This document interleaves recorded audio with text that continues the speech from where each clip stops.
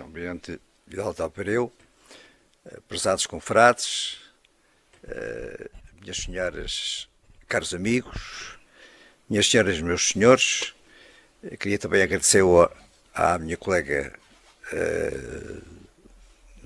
Maria do Céu Fraga ter-se associado prontamente a esta comunicação, estudando a parte literária que encontrei, que casualmente encontrei e que prontamente se disponibilizou para estudá-lo. Muito obrigado.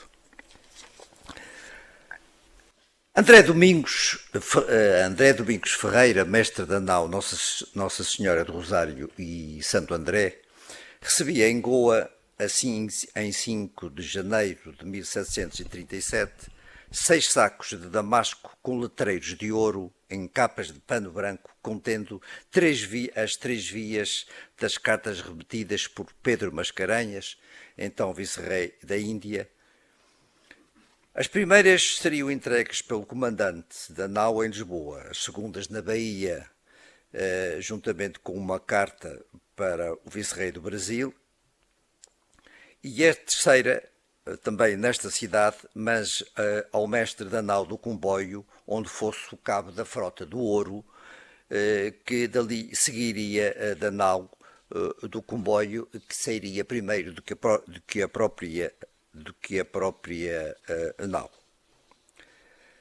Esta nau era comandada por António José de Miranda Henriques e largaria de Goa nos dias imediatos a 9 de maio desse ano. Nos dias imediatos e a 9 de maio desse ano chegava a Salvador da Bahia.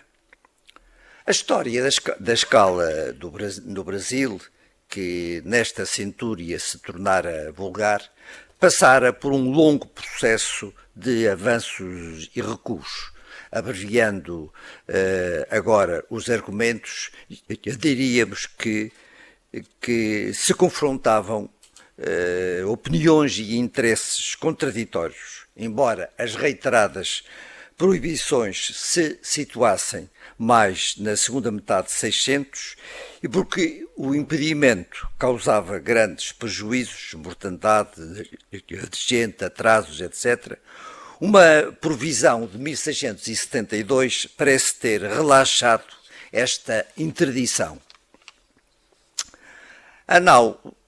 Esta interdição acabando a coroa por condescender em tal escala.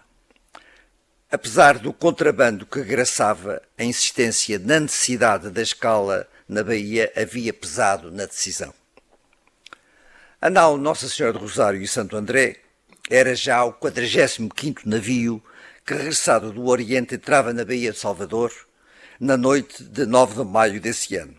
Apesar do tempo claro e sereno que se fazia sentir no porto, só na manhã seguinte é que a nau, saudando a terra, recebia o patrão-mor com uma dezena de marinheiros que lhe foram levar as espias para a amarração, e ainda antes da mostra à equipagem e de outros procedimentos habituais, o navio lançou uma peça de bandeira colhida e logo outra e outra, sendo visível o fumo que dela saía.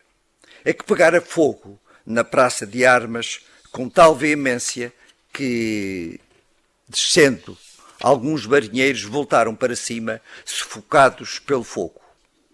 O governador, Conde Melo e Castro, segundo relata, estando ainda descomposto, logo correu a uma varanda do palácio, virado ao mar, a ver o densíssimo fumo e mandou avançar, não sabemos se no imediato e com que orientações, a companhia que estava de guarda para que pudesse levar em seu socorro todas as embarcações que estivessem no cais da Ribeira. Todavia, em pouco mais de um quarto de hora, o fogo lavrava por toda a nau. Também logo acorreria o provedor-mor da fazenda, Luís Lopes Pegado Serpe, com alguns dos seus oficiais, Mastança da Ribeira, etc. Mas quando lá chegaram, as chamas atingiam uma grande intensidade. Já se tinha lançado ao mar boa parte da tripulação. Os que tentavam sobreviver nadavam na esperança de atingir alguma das muitas embarcações que lhes estavam mais próximas.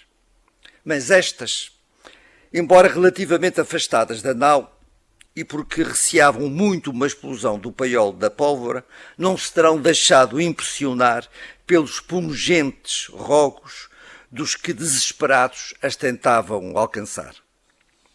Embora sempre temendo uma proximidade da nau, algumas embarcações do socorro ou até das ali estacionadas conseguiram salvar muitos dos náufragos que, conduzidos à ribeira das naus, foram assistidos.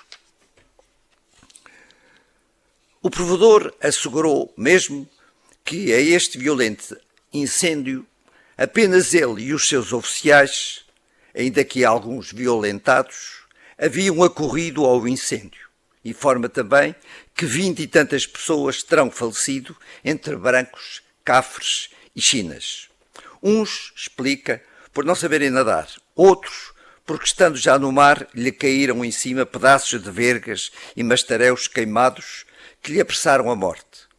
Mas explicaria mais tarde ao provedor da Casa da Índia que, além dos falecidos, muitos outros aproveitariam a ocasião para desertarem, ascendendo assim as perdas a 160 pessoas. Regressado à terra, o provedor com os demais acompanhantes dirigiram-se ao palácio para darem conta ao vice-rei, conde de Galveias, da tragédia ocorrida.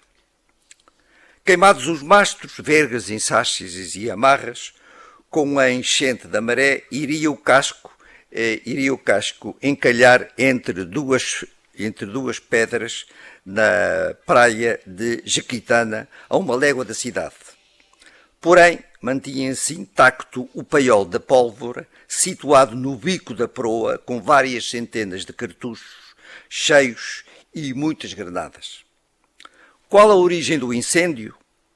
Um incidente involuntário, na opinião do governador, ou como declararia o próprio capitão Mor, um incêndio de fogo fortuito e notório e perda de todas as fazendas e bens, embora alguém acrescente, não sabemos com que fundamento, devido ao estado de alguma embriaguez do seu autor. Na explicação do vice-rei, o Meirinho terá mandado o seu fiel João Barbosa buscar 3 frascos de vinho caju à Praça de Armas, fazendo-se acompanhar de um seu camarada e de 2 cafres. Regressados, e ficando João Barbosa só com a vela acesa que levara, ao tentar encher um outro frasco, desviou um pouco o barril do lugar onde estava, derramando-se algum vinho sobre o pavimento. E ou porque tivesse nele caído alguma faísca da vela que tinha na mão, ou porque a luz estivesse tão próxima que a qualidade do vinho atraísse o calor, pegou fogo no vinho então espalhado. Procurando de pronto apagá-lo com os pés, e achando que se fechasse o escotilhão o sufocaria de imediato, subiu e logo ateou-se o fogo ao barril do vinho, estendendo-se a um outro de arcos alcatroados com pimenta e aos fardos que lhe estavam próximos. A intensidade era já tanta que aos gritos do cafre, que ali ficara de guarda, lhe mandaram abrir o escotilhão, o que, conjugado com alguns pequenos rombos na coberta de cima, mais agravou a situação. As labaredas logo subiram ao camarote do capitão, que estava na primeira coberta, graçando por toda a nau. Como escreveu o vice-rei, em menos de 1 hora não ficou parte que não abrasasse com inaudita e deplorável fatalidade. Da devassa, então, levantada, seria acusado apenas o dito fiel do Meirinho. Nos dias seguintes, quer o provedor Mor, com outros oficiais, foram de novo junto da nau, tentando levá-la até à praia da Boa Viagem. Isto não está. A praia da Boa Viagem. Não conseguindo, também o vice-rei também o vice-rei, levando aliás amarras e outros materiais, tentaram aproximar-se da nau para a levarem junto da praia. Mas não conseguindo, apenas resolveram colocar um guarda para que, à medida que a maré fosse enchendo, fossem saindo algumas mercadorias que haviam ficado no porão. Desconhece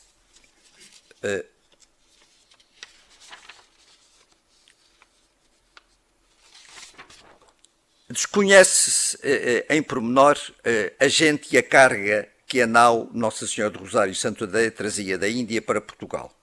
Sobretudo por informação do provedor da Fazenda da Bahia, sabemos que, além de passageiros, transportava escravos, peças de artilharia, alguma pregadura, fardos de fazenda fina e sobretudo, muita louça, cravo, alcatifas, tapetes, etc.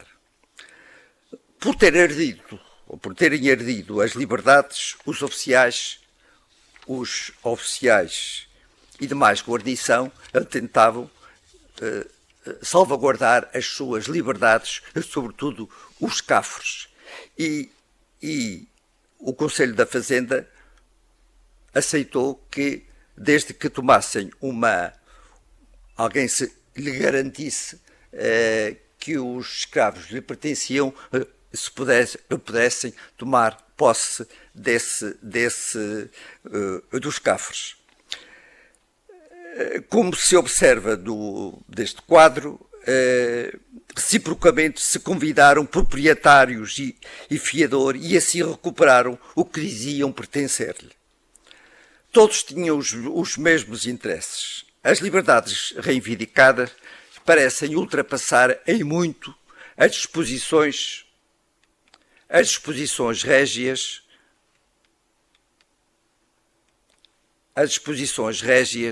do tempo. Por exemplo, o capitão Mor teria direito a transportar livros de direitos da Casa da Índia 12 escravos, quando aqui restou 18. O piloto Mor, que poderia adquirir 2, trouxe 15. O contramestre, que é autorizado a trazer 1, assentou 17, etc, etc. Passando à frente, o governador enviou ao rei e ao seu homólogo da Índia inventários da mercadoria resgatada. Mas se a erosão do tempo preservou alguns, destruiu parte substancial de outros. Apesar disso, e num nem sempre fácil exercício de junção de pequenos fragmentos, ainda nos foi possível reconstituir algo sobre a fazenda que a nau Nossa Senhora do Rosário e Santo André transportava de Goa para Lisboa, mas muito aquém daquilo que seria necessário conhecer. Se muita louça foi retirada já em pedaços, a quase totalidade das fazendas estava não só parcialmente queimada, mas sobretudo molhada pela água do mar. Constavam sobretudo de panos brancos, de linho grossos e de riscas, caças, etc. A nau transportava também alguma quantidade de especiarias, pimenta, cravo e muito búzio. E centenas de caurinhos, uns maiores, outros mais pequenos, muito utilizado no comércio da costa africana. Observe-se que a maioria da fazenda vinha acondicionada em caixotes, identificados com a marca do seu proprietário e numerados. Outros provavelmente eram encomendas ou ofertas, indicavam o destinatário e o seu remetente. Os tecidos, acondicionados em fardos, também numerados, e muitos deles retirados ao mar, já danificados pelo fogo e pela água salgada. O Conselho da Fazenda, à semelhança do que acontecera com os cafres, autorizara que a mercadoria fosse entregue aos seus legítimos proprietários, que a poderiam entregar na alfândega para ser despachada para Lisboa. O Conselho, todavia, nada foi reclamado pelos náufragos, a não ser os cafres. O Conselho da Fazenda, em Lisboa, ao analisar o que classifica de fatalidade, sanciona os procedimentos do vice-rei e do provedor da Fazenda da Bahia, como os enaltece, acrescentando que fizeram tudo o que lhe era possível. Elogia ainda o zelo dos oficiais dos defuntos que requereram as fazendas não aproveitadas, comentando que, como corvos, se engordam e utilizam com os mortos e perdição alheia. Fim de citação.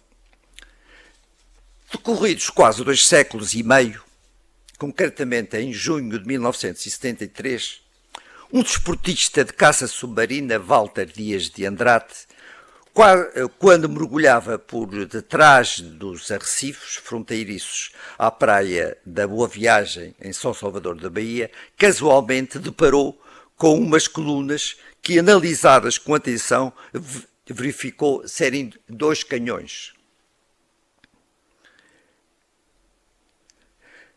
Declarando ser um autodidática, associou-se a um camarada seu e, com o consentimento da Capitania dos Portos da Bahia, lançou-se na exploração, e a quantidade de louças encontradas é enorme. São algumas das peças encontradas que eu apenas trouxe aqui alguns exemplos. Na comunicação terei oportunidade, na edição terei oportunidade de apresentar mais algumas dessas peças. O infausto acontecimento terá tido grande repercussão na sociedade baiana e as críticas logo surgiram. O provedor expressa ao rei como também o seu empenhamento. Lembra-lhe que a este incêndio não acudiram outras nenhumas pessoas, mais que tão somente ele, provedor, com os seus oficiais, mestrança e alguns capitães, embora violentados. Acrescenta, enaltecendo-se uma vez mais, que os que tinham o dever de acudir acharam-se desobrigados, fazendo até críticas a quem expôs a sua vida para fazer serviço do rei e ver se podiam salvar a nau. A magnitude da catástrofe comoveu a sociedade baiana, que não poupou críticas aos procedimentos das autoridades locais. E a literatura popular também a registou numa centena de estrofes que relatam a tragédia e a sua repercussão em Salvador, numa sátira social e política. Escrita numa linguagem oral e simples, própria do género, não deixa de prestar uma informação preciosa e complementar, que informa e complementa em muito as fontes históricas. Tais instâncias, porque escritas numa métrica fixa e de rimas, com uma musicalidade que mais acentua a ironia e o sarcasmo dos versos. Até a beleza do texto proporciona também um melhor conhecimento da dimensão social da catástrofe. Se não vejamos, todo o mundo esteja atento, porque juro contar desgraças desta Bahia que sucederam no mar. Relata o início do incêndio e o socorro que o amedrontado provedor lhe prestou. Onde se achou o escaler do provedor da Ribeira, em vez de acudir, mandando afastar desta maneira, safa, todo o mundo, não se queiram entremeter em acudir à nau da Índia antes a vejam arder. Uns postos nas portinolas, outros pelas lajes subiam, vendo se assim escapavam ao fogo que ardiam. Até o capitão, despedindo-se da gente, atirou consigo ao mar, com as lágrimas nos olhos, começou a nadar. Também se lançaram ao mar os frades que nela vinham, e nenhum deles morreu pelos hábitos que traziam, e por serem dominicanos, o seu santo protetor os terá salvo, e continuando a descrição. Os mais que na nau ficaram, todos vieram a morrer, uns no fogo, outros no mar. Assim veio a suceder. A tragédia causou consternação generalizada, mas também revolta pela morosidade com que haviam sido socorridos. Não houve quem não chorasse a grande perda que viam, vendo que os mandadores com nenhuma pressa lhe acudiam. Todo o mundo da Bahia chora esta desgraça, ver que ardia aquela gente com rigor abrasada. Do palácio, não esquece também a morosidade com que o vice-rei terá agido, e pelos vistos sem dar instruções precisas. Do palácio, quando viram que já estava encalhada, com toda a pressa mandaram 80 homens de guarda, todos de ambos os terços desta nossa infantaria, com toda a pressa mandados sem saberem o que seria. Contado depois o encalho do casco, o autor relata a atitude da população para com os sobreviventes. De toda a nação se via gente morta que, boiando, para serem enterrados à praia vinham buscando. Apenas a Santa Misericórdia mandou todos enterrar na tumba da caridade em um lugar sagrado. Apenas o provedor foi exemplo de caridade, de estar presente no funeral, resolvendo por isso pedir a ajuda da Irmandade do Rosário. Assumindo o bom juízo dos sobreviventes sobre o povo, mas não do provedor, exclama: todos eles conheceram que o povo culpa não tinha, mas também que o provedor livrara não lhe convinha. Relata então a penúria em que ficaram os sobreviventes. Ficaram em tal desamparo que diziam pelas ruas: deixe-nos, pelo amor de Deus, uma camisa das suas. Mas, e exemplifica, houve negra quintadeira com dar o coração, comprava panos nas lojas e por amor de Deus lhes dão. E porque haviam sido presos, talvez injustamente, os presumíveis causadores do ensino, exclama: deles alguns foram presos para tirar de vaça. Talvez o culpado calasse, porque tudo no mundo é traço. Por achar também injustiça, deseja que as suas estrofes sejam divulgadas e cheguem mesmo ao conhecimento do rei. Aqui iniciamos pausa, deixemos ir à toa, divulgue-se este sucesso na cidade de Lisboa. Aqui é apenas algumas estrofes que eu citei e que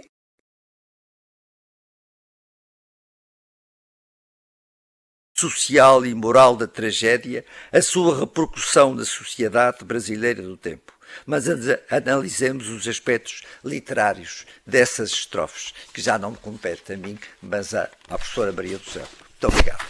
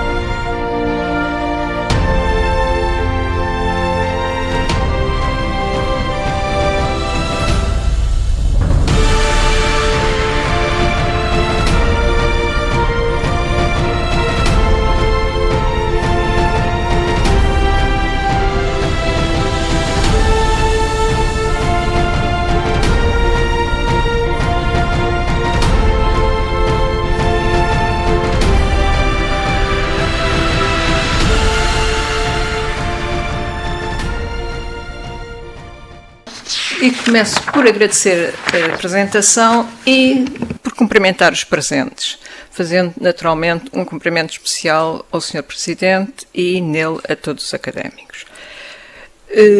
Cumprimento também os excelentíssimos senhores e senhoras que estão presentes e gostaria também de manifestar a honra e a satisfação com que recebi o convite para estar hoje aqui presente a falar de um tema que me é grato e com o qual espero não vos aborrecer.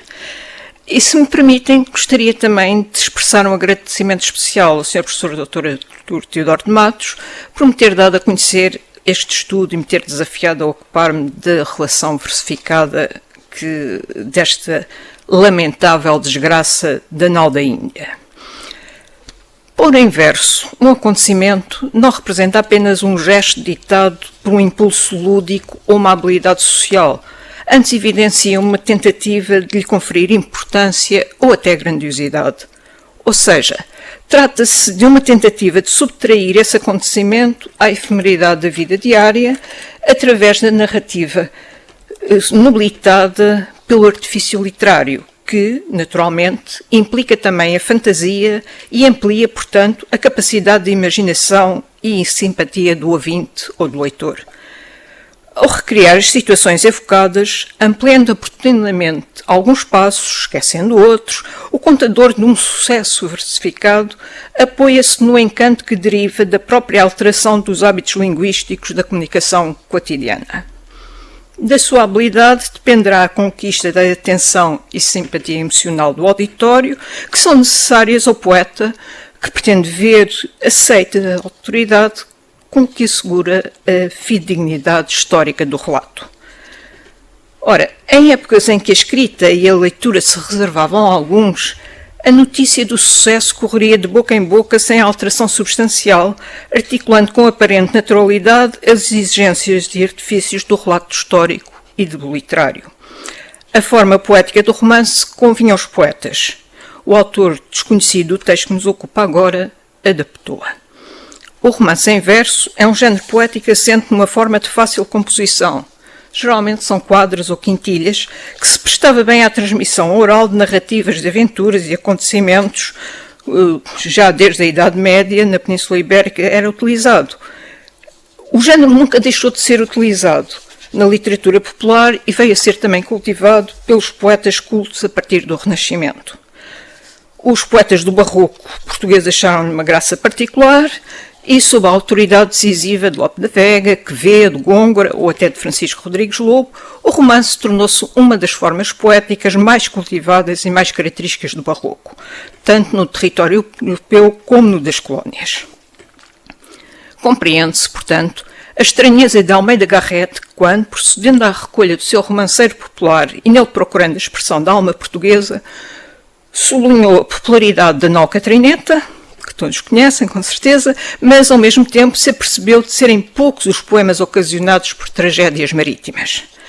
Na literatura portuguesa, o mar tem uma presença fortíssima, tanto a nível da cultura popular como no da erudita, sendo as relações de naufrágio de tal forma representativas que a história literária as encara como um género particular e nelas encontra um verdadeiro tesouro. Ora, se Garrett se declarava perplexo perante o escasso número de narrativas de naufrágios versificadas de que tinha conhecimento, Teófilo Braga procurou explicar o facto a partir de uma perspectiva diferente. Invocando que o século XVI teria sido a idade da prosa, argumenta que o espírito clássico, ao promover o primado da imitação, teria promovido o culto das letras antigas e da erudição e, por conseguinte, teria silenciado o ímpeto da espontaneidade anónima, tão característico da poesia popular. Nas páginas do romanceiro geral, consegue lembrar apenas um relato de tragédia marítima em verso, o da nau de Nossa Senhora da Glória, ocorrido em águas de Cabo Verde, que representa bem o espírito das narrativas em prosa de desastres marítimos, e nomeadamente das relações em prosa dos folhetos de cordel dos séculos XVI e XVII e XVIII, colecionados já no XVIII por Bernardo Brito sob o título História Trágico-Marítima. Com frequência, o narrador das relações de naufrágios, ele próprio sobrevivente de alguma situação trágica, subordina a sua narrativa à intenção de manifestar a gratidão a Deus por lhe ter poupado a vida. Como se lê no relato deste naufrágio da nau Glória, esta relação somente quer dar por escaparmos de morrermos afogados e a nau com toda a gente. Por outro lado, o náufrago que conta a sua história apresenta-a como exemplo de edificação e proveito aos homens que o ouvem, Da sua experiência e da proximidade com a morte sobressai, na maior parte das vezes, a certeza de ser fraca a valia dos homens e uma lição sobre a vanidade dos bens terrenos. Mesmo quando apontam causas humanas para a tragédia, os relatos da história trágica ou marítima mais típicos tomam o caso particular como exemplo da condição humana. Não acontece assim neste relato da lamentável desgraça da nau da Índia, a nau de invocação a Nossa Senhora do Rosário e Santo André, escrito no próprio ano de 1737 por alguém que, de terra, assistiu a incêndio que deflagrou. E não vou agora resumir porque ouvimos ainda agora um resumo do fundamental. Mas queria lembrar que esta narrativa se integra, sem dúvida, na longa série de textos de valor literário da nossa história trágico-marítima. Simplesmente, este texto não se destina apenas a contar e a chorar a perdição de uma nau e de muitas dezenas de pessoas. Hábil, o poeta serve-se de uma comunicação aparentemente direta e desafetada e de processos simples e de efeito emocional seguro. Hipérboles, repetições, alternância, contraste, e serve-se desses efeitos fáceis para provocar e dirigir, de uma forma mais ou menos discreta, a reação que pretende obter nos seus ouvintes. Nos versos desta relação, destes 99 quadras, perpassa um tom moralizante, doutrinário até, e é vincado o sentimento religioso que inegavelmente sustenta a mundividência do narrador e dos navegantes.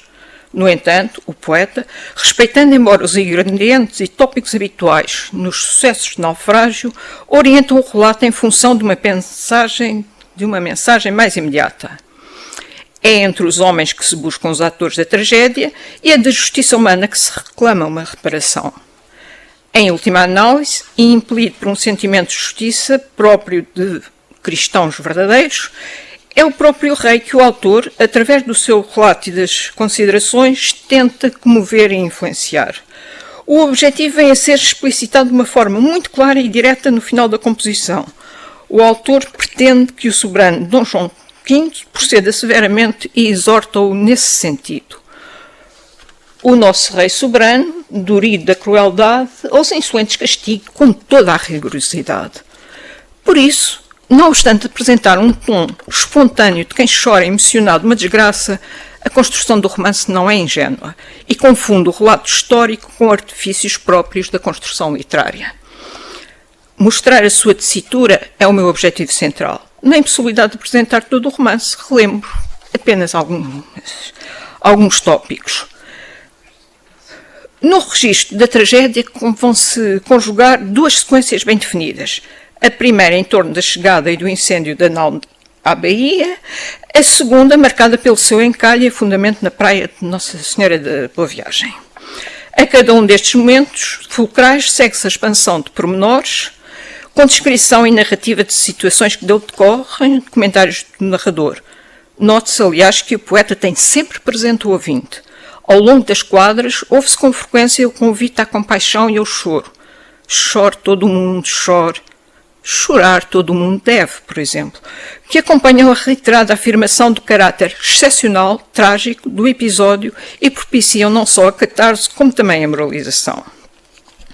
Não é gratuitamente que, subalternizando a manifestação de preocupações com os prejuízos materiais, ou pelo menos falando pouco deles, e dando-se a imagem de um relator emocionado, mas fiável, o autor vai escrevendo nas entrelinhas do poema sugestões que fará eclodir no final, nas últimas quadras, quando estiver bem seguro de ter conseguido captar a simpatia do destinatário para a sua causa. É necessário apurar responsabilidades e compensar os que perderam os seus bens. Vejamos alguns aspectos, centrando-nos no contador, que além de mostrar que conhece e se integra na sociedade baiana, dá provas de ser um bom relator e manobrar certos princípios básicos de retórica e comunicação de uma forma que se diria intuitiva e certeira. Ao mesmo tempo, lembramos que já no século anterior, sobretudo à volta do Colégio da Companhia de Jesus, se desenvolver e se enraizar em São Salvador uma sociedade culta, letrada, capaz de servir do artifício literário tanto no convívio social e na homenagem cívica, como na exposição de ideias e, em particular, na sátira social. Se os sermões do Padre António Vieira se tornam emblemáticos do poder do púlpito, numa esfera diferente, não será possível esquecer a sátira de, por exemplo, Gregório Matos. Ora, no seu conjunto, os versos desta relação não anunciam nem uma cultura nem uma erudição notáveis. E é verdade, no entanto, que também não parecem provir de um iletrado. Afinal, a estrutura simples do romance valoriza uma aparência de espontaneidade discursiva, real ou trabalhada, que convém aos propósitos do poeta, pois vai insensivelmente promovendo a fuga ao rigor historiográfico. O bom contador sabe que o interesse do auditório tem de ser desperto logo à partida e constantemente renovado, tanto quando constrói ficções como quando se atém a episódios reais. Por isso, na tradição do romanceiro, desde o início da história se declara a matéria, situando o ouvinte para cativar a sua atenção. As narrativas populares costumam ser certeiras no alvo e na caracterização do efeito pretendido. Lembremos a Nau Catrineta, que começa logo por dizer: "Ouvid, senhores, uma história de pasmar." Também aqui, no relato do sucesso real de naufrágio, a perdição de Nossa Senhora do Rosário e Santo André, o contador, pedindo atenção, anuncia sem tardar o ingrediente fundamental da sua narrativa. Tratará de desgraças, que a localização no espaço conhecido da Bahia vem tornar ainda mais reais, enquanto, ao mesmo tempo, a referência ao mar evoca no imaginário do ouvinte todo um ambiente de ansiedade, como a causas não conhecidas nem concretizáveis. Todo o mundo esteja atento, porque lhes vou contar desgraças desta Bahia que sucederam no mar. É certo que se trata de uma tragédia real e o desengano se instala desde o início, mas é a habilidade do contador que vai introduzir na história uma fortíssima tensão dramática, resumindo e sublinhando o jogo entre a vida e a morte através da oposição e alternância de planos. No resumo que o Sr. Professor fez, via-se perfeitamente a alternância de planos entre os que estão na nau, os que já saíram, os que sabem nadar, os que não sabem, os que procuram ainda um refúgio, os que se abandonam inteiramente. É certo que o público, desde o momento em que se resolve prestar atenção ao relato, se predispõe a sofrer, a compadecer-se e a renovar no seu espírito o horror vivido, mas caberá ao narrador manter aceso o interesse. Esse público quer, naturalmente, a ação, quer saber o que se passou. O poeta não se atarda em descrições ou comentários que seriam supérfluos neste momento. De imediato, logo a segunda quadra se apresta a satisfazer a curiosidade, instaurando na narração uma sequência cronológica, e isso é importante porque não vai exigir muita elaboração nem criatividade, e, portanto, convém à composição de um relato que se procura credibilizar historicamente. O texto começa, pois, de uma forma perfeitamente tradicional. Às 9 horas da noite da quinta-feira deu fundo a nau da Índia que vinha cercando os altares do mundo. Começaram de salvar sexta-feira ao amanhecer, mas antes de poucas horas se viu aquela nau arder. Salvaram esta cidade todos com muita alegria, sem nenhum saber que muitas mortes haveria. No entanto, repare-se já aqui, o narrador previne que a alegria provém da ignorância em que estão os marinheiros. Mas é negada essa ignorância ao ouvinte, uma vez que, como numa tragédia clássica, o público fica de imediato a saber que vai presenciar desgraças e mortes. Estão iludidos os marinheiros que saúdam festivamente, ao fim de longos meses no mar, o porto e a cidade que os acolhe e que, além de bons negócios, parece anunciar-lhes já a proximidade do ponto final na capital do reino. Nos 4 versos de cada quadra, o anúncio funesto que se verá aquela nau arder e muitas mortes emparelha com a notação de o ambiente ser de alegria. E assim, graças à estrutura repetitiva e ao paralelismo típicos do romance oral, em que de estrofe para estrofe pouca é novidade introduzida, a ação demora-se e intensifica-se a ansiedade do ouvinte, que poderá estar já a par do acontecimento, mas que, enquanto receptor do relato, depende do ritmo do contador. É sobretudo a primeira sequência que manifesta a tradição oral do relato, da tradição popular, como digo. Desde o momento em que se declarou o incêndio a bordo, a confusão e o pânico apoderam-se dos navegantes. Esta primeira sequência mostra claramente o narrador que controla os diferentes planos de representação para fazer alternar rapidamente planos, ações, imagina falas de personagens possíveis, reunindo personagens imaginadas e personagens históricas. E, no fundo, lançando de mão artifícios literários para criar a ilusão de realidade. Conseguir que o seu discurso faça imaginar a situação como se o ouvinte a presenciasse, ou seja, como se a situação fosse reconstituída com rigor.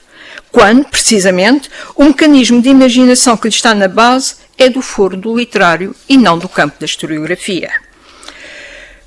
Como digo, há personagens que são perfeitamente típicas, que, por exemplo, uma mãe que se lança ao mar com os seus filhos, podendo ser um recurso de efeito patético assegurado, pode também ter sido sugerido por um relato anterior, pela Nó das Cinco Chagas, personagens individualizadas, o capitão, o vice-rei, vai tudo entrar, alguns preenchendo o papel de herói, para necessária uma narrativa deste tipo. E o sentimento de realidade aviva-se também quando um estudado distanciamento, passando do simples narrar à representação direta da tragédia, a voz do narrador se deixa de ouvir e dá lugar ao discurso de algumas personagens reais ou criadas precisamente para se tornarem porta-voz de sentimentos mais generalizados. Por exemplo, não era bem este o exemplo, mas, por exemplo, agora sim. É em discurso direto que nós ouvimos os náufragos acusarem a negligência dos cristãos. Reparem, não é o narrador, os náufragos têm outra força discursiva, outra força que provém precisamente da sua vivência. Diziam uns para os outros: é possível que morramos em terras de cristandade e que em cinzas nos façamos? Que venhamos de tão longe morrer dentro da baía, como fazem os cristãos em terras de barbaria? Que não haja quem nos socorra, vendo que estamos ardendo em tão fulgente fogo e que as vidas vamos perdendo? Nesta altura, já se procedeu à divisão entre o povo da cidade e os seus mandantes, uma divisão que será posteriormente explorada.